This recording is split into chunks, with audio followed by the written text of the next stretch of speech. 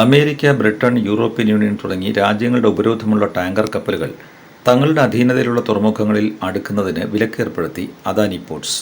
രാജ്യത്തെ ഏറ്റവും വലിയ സ്വകാര്യ തുറമുഖ കമ്പനിയായ അദാനി പോർട്സിന്റെ കീഴിൽ ഗുജറാത്തിലെ മുന്ദ്ര അടക്കം 14ഓളം തുറമുഖങ്ങളാണ് ഇന്ത്യയിലുള്ളത്. നടപടി ഇന്ത്യയിലേക്കുള്ള റഷ്യൻ എണ്ണയുടെ വരവിനെ സാരമായി ബാധിച്ചേക്കുമെന്നാണ് വിലയിരുത്തൽ.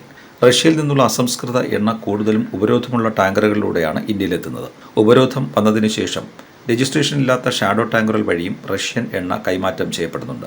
പഞ്ചാബിലെ ഭട്ടിൻഡയിലുള്ള HPCL മിത്തൽ എനർജി ലിമിറ്റഡിന്റെ റിഫൈനറിയിലേക്ക് അസംസ്കൃത എണ്ണ എത്തിക്കുന്നത് അദാനിയുടെ മുന്ദ്ര തുറമുഖം വഴിയാണ്. ഇന്ത്യൻ ഓയിൽ കോർപ്പറേഷനും ഈ തുറമുഖം എണ്ണ എത്തിക്കാൻ ഉപയോഗിക്കുന്നുണ്ട്. അതേസമയം എണ്ണക്കമ്പനികൾ അദാനി പോർട്സിന്റെ തീരുമാനം സംബന്ധിച്ച് പ്രതികരിച്ചിട്ടില്ല.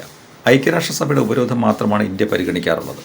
ഏതെങ്കിലും ഒരു രാജ്യത്തിന്റെ ഉപരോധം കണക്കിലെടുക്കാറില്ല. അതുകൊണ്ട് തന്നെ രാജ്യത്തെ മറ്റു തുറമുഖങ്ങളിൽ ഈ കപ്പലുകൾ അടുപ്പിക്കുന്നതിന് നിലവിൽ തടസ്സങ്ങളില്ല.